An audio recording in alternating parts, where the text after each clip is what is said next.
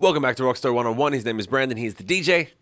His name is Shim. He is the Rockstar. Class is in session, and I apologize for all of the issues from the last podcast. We're gonna do this one at chipmunk speed. This one's gonna be chipmunk speed, so that Brandon's computer doesn't overheat and die in the middle of it.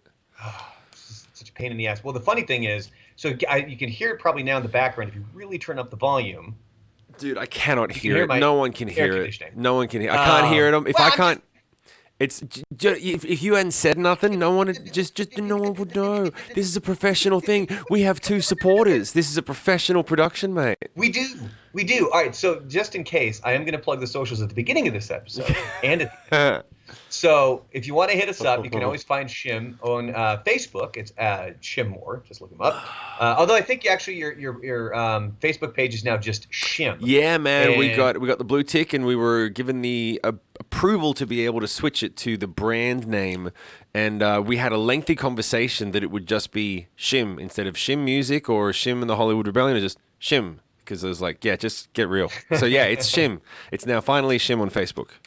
You can find him over on Twitter. It is at Shimmore. That's SHIMMOORE. You can find me over on Instagram. It is at The Real Brandalorian. Or you can find me over on Reddit as well at The Real Brandalorian. If you'd like to drop us a message in any of those places, if you have any questions, topics, or anything that you'd like brought up, by all means, fire away here for Rockstar 101. So we have a couple of topics. Your camera's already starting to go, mate. You see cameras, really? It just glitched out. Yeah. Okay, we may make this a halfy episode if it turns out that Brandon's thing doesn't just really. That doesn't help the camera, mate. Doing the fucking happy dance left to right in front of me, and also all of our people. Get me down, baby. All of you want to know why? Because I got a feeling I'm going to have to get a new laptop, and I get excited when I get new laptops because it's like a new piece of equipment. Yay! Yay! Does the station pay for it, or is that on you? I'm going to hope so. Okay. I don't know if they will. Well, hey, man, if you can't, hey, I told you what to do. Didn't I tell you? Is it under warranty? Is it still under warranty? See, that I am not 100%. Here's what you do. You find out if it's under warranty, and if it's still under warranty, you just fucking take a piss on it, set it on fire, and throw it off the top of your building. Just trash the motherfucker and be like, and they'll say, oh, what happened to your computer? And you can say, I took a piss on it, set it on fire, and threw it off the top of my building. And they'll go, oh, that'll do it. And here's your money back. You're still under warranty. Yes, it covers that. Acts of insanity. Well, I got to look into that. So we did have a few things that we were going to talk about. It's a good band name. Acts of Insanity? Yeah, that's a good band name. It's a good band name. Or an album title. An album title. I think it's a good album title. So a couple of things that we were going to talk about on the last episode is you have your Shine Down Rock on the Range. Oh, yes. Story. You want to go into that now, or do you want to? Not quite. Hold on. We're going to tease a couple of things. Okay. And then we also have Zeppelin or Hendrix. This was a hammock question that you asked on Facebook. Yeah. What? What are you whispering? Why do you tease me? Tease me. I'm just subliminally mind fucking our audience. There you go. But really quick, I have a gambling story that I wanted to get to because you were talking about the one. I believe it was Tim, producer. Yeah. And how this big story. If you haven't heard that one, go to the last episode of Rockstar 101. But the only time I've ever really played roulette, it's been a couple of times. One was like in Oregon way back in the day. Never knew how to play. And so fast forward now to 2018, and it is me and my wife on our mini honeymoon at a casino. And we're only staying for, I think, 3 or 4 days. It was mini because, A, we didn't have a whole lot of money because we spent all the money on the wedding.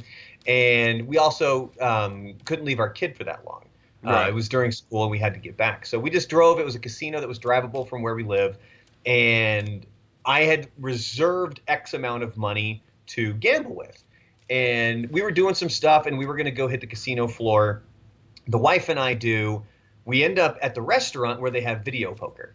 And as I'm playing video poker, and truly there's video poker at the bar. We're just sitting there playing it. Yeah. And I'm playing the way that you play poker. If you have like a pair of sevens, you keep this pair of sevens. If you have, cards that don't match, you make all these different moves. And out of nowhere, my wife, she's like, you should keep that one and that one. It's like a 2 and a 7. And I'm like, you don't do that. Like, that's not how you play poker. Right. And she goes, no, she's like, I got a feeling on this. Oh, and yeah. I'm like, so right. It's your honeymoon, and you're like, yeah, I get it. Yeah. But, and I'm not playing with a ton of money. I think I put like $5. Yeah, of course. And so I go 2 and 7, click it, flush. 7s and 2s. Fucking awesome. And I was like, you got to be kidding. And I'm sitting there and I'm looking at her. I'm like, look at that. And you can see the little ticker go. with the money going up. And she was like, I told you 2s and 7s. And I was like, dude, my wife is phenomenal luck. She and I played in the poker game, that first one online I was telling you about. She was the good luck charm. We took, we were the big winners that night. She is the good luck charm. And then later that night, she wasn't feeling well, so she stayed in the hotel room, and she was like, you go gamble. We came here to do that, so go play some games. So I go upstairs, I cash in, get some chips at the roulette table, and I sit down, and I'm placing some numbers, and I'm placing our birthdays. Mine is March 17th, so I'm playing 3, and I'm playing 17, and hers is June 6th, so I'm playing, or June 9th, so I'm playing 6 and 9, and so I'm playing all this stuff. Yeah, you look at me because I act like I got my wife's birthday wrong. A little bit. Well, it's interesting. Yeah, whatever. Come on, no, you want to dig yourself out, or you want to roll over it? No, we're just gonna act like it didn't happen. It's like hitting the body on a freeway, man. Just keep fucking driving. So, because her birthday is 6. It doesn't matter. Keep driving. Just keep driving. So I play those numbers, and it's only me at this roulette table. There's nobody else playing. And the lady she puts the ball in, and she spins it, and she goes, come on, 17. Spins it, 17 hits. So I rake in a ton of money on 17. So I pull it up. My mind's like, damn. I'm like, that's like really good luck. So I played the same numbers. And she puts the ball in, she spins it, she goes, come on, 9. 9 hits. It's 2 in a row, back to back. And I'm like, get out of here. Like, this is amazing. So then I play the same numbers again, and she goes, come on. She's trying to think of one she hasn't said. She goes, come on, 3. Spins it. 3 hits. I hit 3 straight roulette, like boom, boom, boom on the numbers. And in the back of my brain, I'm like, it's not going to get any better. Get the hell out. Like, cash in your chips and leave. And I did. And so I was gone maybe 15 minutes. Maybe 15 minutes. I get back to the hotel room. My wife's watching TV. And she's like, did you lose already? And I was like, no, look. And I'm like, I pull out all this money. And I'm like, I hit 3 times. I'm like, look at this. I was like making it rain on her. No. That's awesome. So that's mine. So she is crazy good luck when it comes to the casinos, because we hit at that poker table or at the video poker, and then also at the roulette table. That's amazing. That's an amazing story, because well, here's the thing. The thing I was going to ask is, when it comes to the slot machines, right? That was the first one you said, right? Slot machines. Video poker. Video poker, but it's video. Yeah. So if it's video poker, you can't really, like, those numbers, they're going to rig those numbers in the computer, right? You're going to be like, oh, if there's a dealer and other players in the real world, you can count the cards and sort of play the odds. The computer's going to fuck you. They're going to be like, nah, the deck's infinity deep. You can't count these cards, right? Well, that's not how video poker works. It's not played like a real poker game. Right. It's not the same thing. My understanding is the computers have to be completely random, as if it were a real poker game. Not necessarily meaning it has to be 52 cards. Right. Well, no, it would have to be 52 cards. Otherwise, you could end up with 5 of a kind. But yeah, and my understanding, and they get checked by the gaming commissions to make sure that these computers are functioning properly, and it's not screwing over the people trying to play the games. At least that's how I understand. I think it's bullshit. And my understanding comes from things if you like, can fuck movies someone, like they will fuck someone. Like, if you can, you will. So and if it's a computer thing, they'll find that little button at the back to be like, okay, the gaming commission's coming through. Unfuck.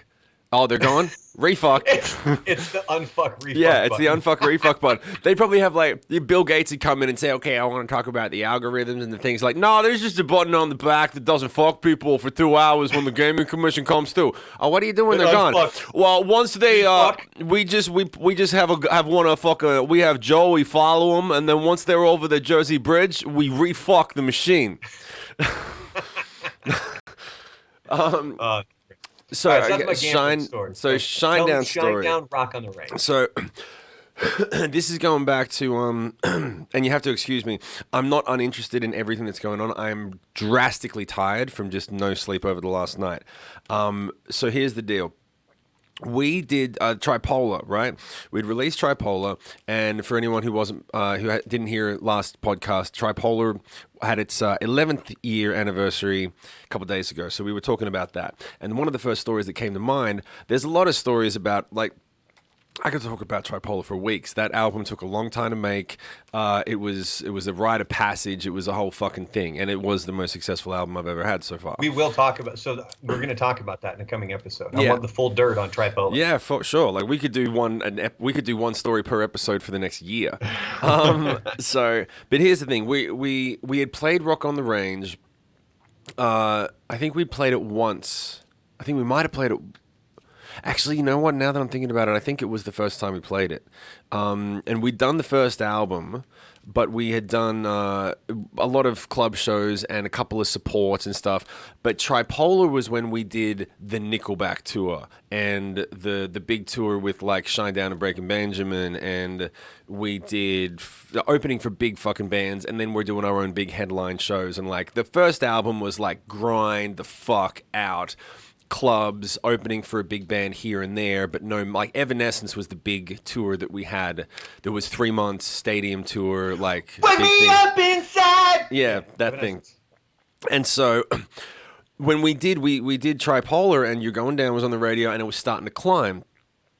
And we played our show, and it went great. And we had this buzz going on, and I remember just this one. It was like a 30-second back and forth, and I think it was with Zach at the time, which is funny because I didn't give a fuck about Zach at the time. He's great, you know, like no problems with him, but I knew like Shinedown as the singer from Shinedown, and then there's a band, right?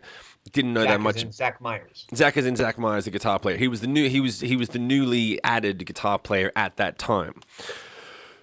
And he came up, and I was like, "Oh shit, yeah, Shinedown, of course. Hey man, how you doing? Like, I can't believe you're talking to me. This is cool. What's up?" And he was like, "Yeah, man, we've been listening to your album on the bus, man, and that song, it's You're Going Down. Yeah, man, that's gonna pop. Like, good stuff." And it was just that little one moment where I was walking off stage, and he was side of stage to watch my show, and we killed it. Did a great show, and then he came up and he was just like, "Yeah, man, like Shinedown's been listening to that record, man. Like we jumping in the bus, and like people are watching that single." It's like it was literally the moment of, oh, it's been like 2 years of steady touring on the first album, and now we're back with the second album, and it's like all of the bands at Rock on the Range pulled back the curtain. And it was like, "Hey man, come have a drink with us on our bus. Hey man, you know, you bump into someone at catering, and they're like, 'Oh yeah, man, your first single on the second album's out.'" It's like it's a specific time in a band's career when you get your second album, the first single off the second album, and if it doesn't do well, it's like if the first single off the second album from an up and coming band doesn't do well, it's a problem. And if it does do well, it's a big deal. It's like, okay, it's starting to go. Kind of like that fork in the road for a band. Like it's kind of going to go one of two directions. If that first single doesn't hit, you're probably on the downward trajectory. Exactly. If it does hit, you're on the upward. Yeah, it's really it's kind of a fucking flip of the coin. There's not really much debate. It's like if you're going down, shit.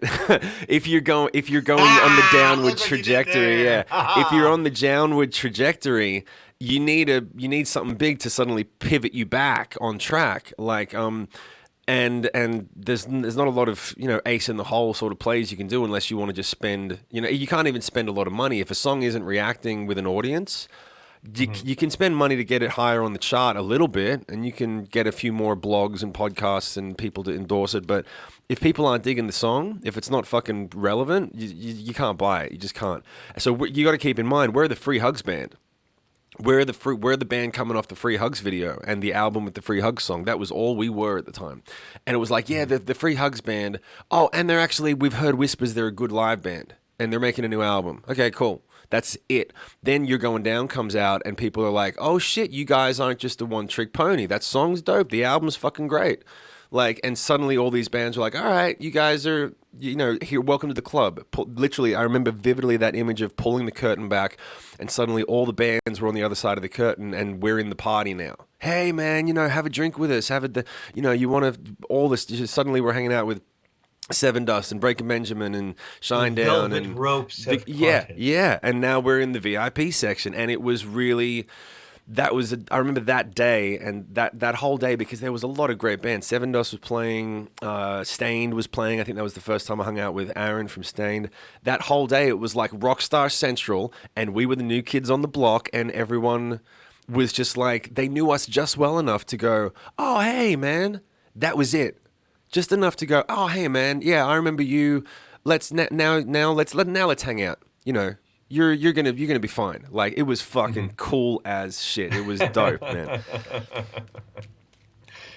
So Well, that's the story. so have you had like you name dropped a couple of theirs. Anybody else that you could name drop from that event? So you said it was Seven Dust. You Oh, had Aaron Lewis there was Seven Dust, Stain. there was Stain, there was Shinedown, I there think you was said Breaking Benjamin.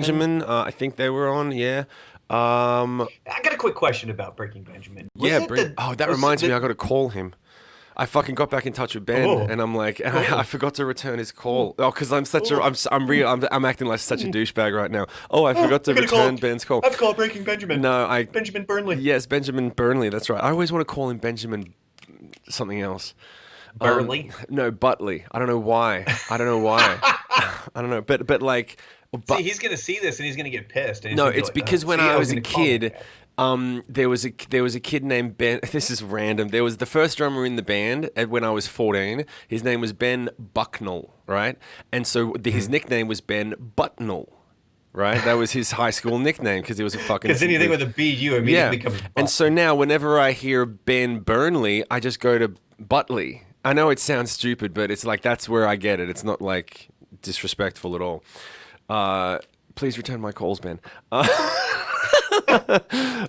it's cool. I mean, it's good that you're going to be, connecting with him. And Oh stuff yeah, no, because- we've been.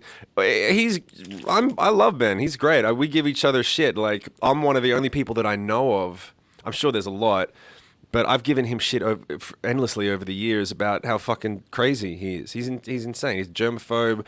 He's a genius. He's a fucking. See, that's interesting because one of the times we had Breaking Benjamin in to one of the stations I worked at, they showed up, and this was how Breaking Benjamin kind of broke up for a while. And they weren't making any music because there was just a rift in the band, and then he kind of had to come back, and redo everything. And so it was before that, and they were all horribly sick. Like every single one of the band members walks in with a box of tissues in one hand and a bottle of NyQuil in the other. And it was the day of the show. Oh no! And so they came in, and I give them all the props, man, because they came in, they powered through the interview, they got through it, and then they went and put on just an amazing show. Right. And the one thing with Breaking Benjamin too, if you've never seen them live, Oh, they're amazing. there's a lot of bands out there that they sound very pristine on their albums. You can tell that it was produced, it was well put together, and everything was. It's a perfect little package. Yeah. But then when they perform live, Shit. it's looser. It's it's a little bit crazier sounding. There's a lot of other stuff to it. Breaking Benjamin is able to really reenact the precision that they have on their albums live, and it's an amazing thing to see. Well, if you've never seen it, I highly suggest that has a lot to do with Ben as being Ben. Like the band was always amazing. The first incarnation, and Chad from Ben played on Isolated. I'm good friends with Chad from the original drummer from the band. He's a pretty flawless drummer. Like he is on top of the beat. He's like a machine. But Ben knew that when he hired Chad, because he was like, "Look, this is the type of show I want to put on." And he knew what he was looking. He knew what he was looking for, and Chad is a phenomenal drummer, and gave him exactly what he was looking for. On the flip side, they had a falling out at the end. They didn't get along, and I think part of it might have been that Ben knows what he wants, and if you don't do it the way that he wants it, there's going to be a problem because he writes the songs and he knows how to do it, and he's producing the records and he's doing his thing. So when it comes to when you come to meticulously crafting a show, it's on the front man. Right? Maybe it's on the guitar player and the front man, but like if your front man sucks, you don't have a show. And the front man is usually the person who's like working the crowd and saying, "Look, band, I need you to do this and that while I do this and that with the crowd." Right? Like maybe the guitar player is sort of bouncing ideas around on the bass, but like for the most part, 9 times out of 10, it's the singer. So that, it goes back to Ben. I remember when you'd watch, like you study shows, and Ben's show was meticulous. And it was to the point where, same as Nickelback, like you could watch their show and then 2 months into the tour, it was the same fucking show. It was exactly the same because it just works. They didn't fuck around. They did their rehearsals, they got it right, and they went on tour and they didn't fucking change it. The Puppies were different. We were much more punk. I would change shit up as often as I could, and I'd fucking fall on my ass in front of the crowd and then do a happy dance and be like, hey, that didn't fucking work. And luckily they go, hey, okay, you're calling it. Fair enough. Play some good songs now. And I'd be like, cool, here's a hit. Boom. And like, but it's refreshing to get that sometimes. It's just different. It's just a different thing. Like, one of the best compliments that I always got for the Puppies shows and for my live shows as solo artist was that they would always say, why don't the albums sound like this? Like, the albums don't sound like the live show. The records sound like Breaking Benjamin thing. They're crafted. They're meticulously produced, and they're clean, and they're like that aggression and fucking punk rock. The danger. That's the word I'm looking for. The danger is taken out of the recordings to a degree. And it's by design, because you can't listen to Danger over and over again on the radio. You can listen to it a little bit, but even Let the Bodies Hit the Floor is a very controlled recording. It drops in on the beat, and it just takes this much time before the chorus comes in, and it has a short build up before the thing. It's like, you can't do that shit, and you can't make it that grungy and ugly on a recording, because it's really good for, like, even Rage Against the Machine, Killing in the Name Of. That is a clean record. It is sonically clean. The parts are simple. It's like, that works. And then you go and see them live, and they fucking juice it up. They make it even more insane. So certain bands do certain things differently. And for Ben, I think one of the things that his fans love about him is that the shows sound like the records, because his songs are just... The thing is, his songs are so well crafted in terms of being songs that if you do too much to them in a live aspect and change too much, you're just watering down the song. Like, if you go and extend a bridge for a million years or do a massive interlude, it's like, dude... Just play the song, man. The songs are perfect. Just let it be. Just Paul McCartney that shit. And he knows it. Yeah. He's a smart motherfucker, so... Well, now I don't know if I want to ask the question. What's the question? Ben Burnley. One of the rumors... I'm never going to say anything bad about Ben. Never going to say anything bad about I don't think there's anything bad about this. It's just that there was a rumor that he basically had two just smoking hot chicks. Yeah, it was the same chicks. Yeah. Did he have that? I can't comment on that. See, that's what I was saying. I'm like, I don't know if I want to. I can talk. I literally, I know the story, and I know Ben, and but I'm not saying I can't. I'm not saying I can't comment on it because I know and I won't say. I'm saying I can't comment because I know of everything, but I don't know the deal. I don't know the story. So anything that I say would be hearsay, and so I'm not gonna fucking. And we're not gonna. Yeah, we don't. No, I'm not gonna. The whole point is that if you have the experience, then we share it. If it's just, I don't know. People can Google the story. If you want to do that, just go ahead and Google that story, and then it's still just rumors and stuff. So we're not confirming anything on here, and that's not what I want to do. I wanted to, get an actual. Like, hey, I mean, it wouldn't. I wouldn't because I remember, man, when that story first was making the rumor mill. Everybody's like, dude, that guy's awesome. Yeah, no, I mean, it would not surprise me because he doesn't give a fuck about anything. If he was rolling that way, I'd be like, yeah, it's Ben. And if he wasn't, I'd be like, yeah, of course, they're talking shit about Ben. I'm like, either one wouldn't fucking surprise me. Yeah. Yeah. I mean, people have said crazy shit about me over the years, and that we'll get into that stuff later as well. But like, let me write that down. No. But people just craziest thing. No, not right now. I'm writing it down for a later episode. Leave me alone. Craziest thing said about Shim. Okay, we have that for a future episode. So we have a couple things that we'll get to here coming up in future episodes. We're gonna do. You got to get a new computer, man. You're glitching out, man. Yeah, I know. It's still heating up again. We're gonna look into that. It's all good. Okay, so just one more thing. Okay. Teasing really quick. We have the tripolar. What the hell's wrong with you? I'm glitching out. Look, your computer's glitching out. I think maybe it'll make me more comfortable. So. Well, I'm not being electrocuted. No. Okay, what about tripolar, mate? So we're gonna do a whole episode on tripolar coming up. We're gonna get the dirt on that. So if anybody has any questions for Shim specifically about tripolar, fire away. I'll get to the socials here really quick. You can find Shim. It is now just Shim with the blue check mark. That's right. On Facebook. You can find him over on Twitter. It is at Shimmoore, SHIMMOORE. You can find me over on Instagram and on Reddit. Both of those handles are at The Real Brandalorian. If you want to find me over on either of those. Send us questions about anything, but specifically we're going to talk about tripolar in an upcoming episode. So and don't forget the Twitch. Questions. Don't forget the Twitch. Oh, and Twitch is twitch.tv/ is it The Hollywood Rebellion or Hollywood Rebellion? The Hollywood Rebellion. is how you can find him over on Twitch. And then another thing we're going to talk about, what are some of the craziest things that have been said about Shim? We're going to get to that in a future episode as well. But as we wrap up this episode of Rockstar 101, you brought up, I think you called it a hammock quiz. Oh, right. Yeah, that's right, yeah. And you fired off the question, Hendrix or Zeppelin. And this reminds me a lot of some of these other questions. Like one of the big ones is Beatles or Stones. Yeah, I think you even fired one. I did that. That was the first one I did. That question sparked the whole concept. Darlene was like, I need a little thing during the week for fans to interact with you. I'm like, well, it's got to be music. I'm like, and the thing that all musicians talk about, the first question is Beatles or Stones. Like, who the fuck are you really? Remember, who are you really? In Pulp Fiction, the question was Beatles or Elvis. And it was a scene that was cut from the movie. I don't remember. Yeah, watch the extras. Okay. It's in the extras. Who's that between? I believe it's Uma Thurman and John Travolta. Yeah. She asks him, who are you picking? Are you an Elvis guy or are you a Beatles guy? And then, of course, we've had the conversation on our morning show that I do. We've had Beatles versus Stones, and it's great because Buzz, the host, is a diehard Beatles fan. Right. And if you knock the Beatles at all, he gets so bent out of shape. I got to do that the next time I'm on the show. Paul McCartney can suck a dick. That's the thing. I love the Beatles. Oh, dude. And so I don't mind saying it because I know it just gets under his skin. Right, there was one time a guy that worked with us. He was diehard. I'm taking the Stones. The Beatles suck.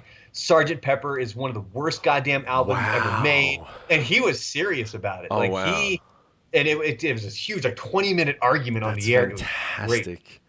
And then recently, in the past couple of weeks, we were talking about Zeppelin as well. Right. And I can't even remember how the conversation went, but I was able to make the comment, just like the Beatles overrated or something like that, which I love Zeppelin. I'm a diehard Zeppelin fan. Right. And man, I got people hating on me, and they're sending me like, how dare you say that? I love Zeppelin. I always knew you were an idiot. Like just this venomous hate coming my way. And then I had to let them know, like, no, actually, I love Led Zeppelin. Yeah. Cashmere is one of my all-time favorite songs. Yeah, I absolutely love Led Zeppelin. Oh, I think I'm going to rip that song off on my new record too. I got a song Cashmere? I'm not going to do I'm not going to do a cover of it. I'm going to take elements of that progression and put it into a song. P. Diddy it. Yeah, I'm not going to P. Diddy it. I'm going to do it well. Oh, look at you. The irony is that, like, because he did a horrible version of it. I'll forget. Yeah. Or no, but Wake Up, Rage Against the Machine did Wake Up, right? That's the same progression, basically. Like, it's an element of the same progression. It's just a different thing. But that rising thing on the guitar, I've never used that yet. Never got around to it, and I'm going to do it on my next record, I think, because I'm like, it sounds like pure anthem. It's immediately anthemic. I like it's fucking dope. As we wrap up this episode of Rockstar 101, who are you going with, Zeppelin or Hendrix? Oh, I go with Zeppelin. Why? I go with Zeppelin because I grew up with Zeppelin, and here's the thing, the funny thing about those quizzes, I usually pick bands that are basically equal for me. I would never really be able to choose. It always comes down to songs, and Zeppelin and Hendrix have as much influence in music history, sort of equal. Guitar playing, sort of equal. Hendrix probably has more. Actually, that's a lie. Hendrix has more influence as a guitar player than pretty much anyone in history. But Zeppelin was one of the pivotal. Even more than Eric Clapton? Yeah, I'd say because Eric Clapton has admitted to ripping off Hendrix and being like, look, we came up at the same time, but everyone. That's the thing I love about Hendrix is that Hendrix was the version to guitar what Richard Pryor arguably is to comedy, right? And Dave Chappelle gave the analogy, which was just poetic and perfect, which is that you've got the chart of the ape turning into man, the evolution of ape to man, and there's like ape half standing up, almost there, and then the guy standing up. Yeah, just kind of gradually getting up. Yeah, and Dave Chappelle said Richard Pryor was the guy standing up, which is just the most perfect, simple. I get chills when I think about it because he's like, Richard Pryor was when the world suddenly saw the art form fully realized. It evolved to what it was always supposed to become. He was the peak of the evolution. He was the peak of the evolution, but he was the first. He was like, that's when, from that moment on, we are now standing upright. Everyone after him will now stand up, as in stand-up comedy. Yeah, that's it. That's a great pun. And people looked at Hendrix the same way. People said it. For every person, when they're like, the first time you saw Hendrix, you just went, oh, that's what the guitar is supposed to sound like. And everything else after that is what came before Hendrix. And everything after Hendrix is different. Because everyone, like Eric Clapton, everyone said it. Like, when you go and see Hendrix, you're like, oh, that's I've got to do that now. I can't do what I was doing before. I've got to do that. And everyone said it. And Hendrix was the first that really took it. Like he popularized it, but he also fucking crushed it. If you ever, people don't watch him live anymore. You go and watch Hendrix live at Woodstock on YouTube, and people there are people who can't pull that shit off now. You can't pull it off. That was one of the first CDs I ever owned was his Woodstock performance. But on the flip side, one of the other first CDs I ever owned was Led Zeppelin's Physical Graffiti. Right. And here's the difference. I'm a guitar player, so I listen to this stuff. The difference between Hendrix and why am I saying Brian May? That's Queen. Jimmy Page. Jimmy Page. Fucking sorry. Total brain fart for a second. I'm thinking of all the guitar players of that era. The difference between Hendrix and Page is that Hendrix, if you listen to it, go and listen to Led Zeppelin live and then go and listen to Hendrix live. And this is going to be great in the comment section because people are going to lose their shit. Jimmy Page is not a clean player. His magic was the fact that he was not clean. He was not in time. There's a lot of scratchiness. There's a lot of fucking loose stuff. Hendrix was fucking clean. Every note is attacked so precisely. Every chord is clean. There's no string noise. There's no too much top end that's like. Whereas with Zeppelin, that element of danger and punk rock sort of like, nah, man, it's just blues, air to the wind, fucking let's go. Hendrix was the same type of thing, but he was so evolved. He was so clean. It was like his guitar was his hand or his dick, like it was a part of him. Yeah, that's what everybody would say is that it was, I mean, he made that guitar a piece of who he was, and he was playing as if it was just an extension of his body. Yeah, exactly. And that's the thing, like, and even though Page did it as well. So you still going Zeppelin? I'm still going Zeppelin because Zeppelin had the songs, man. I'm a song guy. Yeah, song guy through and through. I mean, I like, it's unfortunate, but I think the only reason I would really pick Zeppelin is just the catalog, deeper library, the catalog. So much more to it. I'm always going to be a song guy. Like Paul McCartney is not, and John Lennon is the first to say he's not a musician. He's not a great musician at all. He was a songwriter. That was his thing, and his songs are some of the best in history. So, and the Stones were like, yeah, we're a band.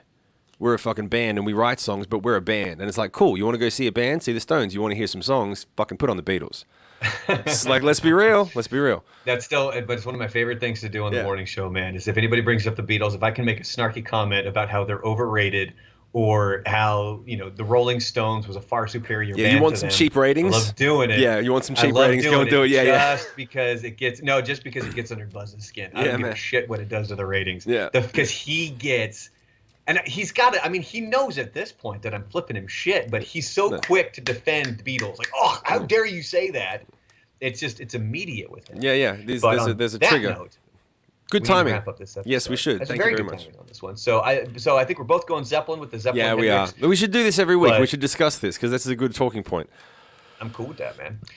Really quick socials one more time. Shim, it is just Shim over on Facebook. Look for the blue check mark. And then also over on Twitter, it is at Shimmore, SHIMMOORE.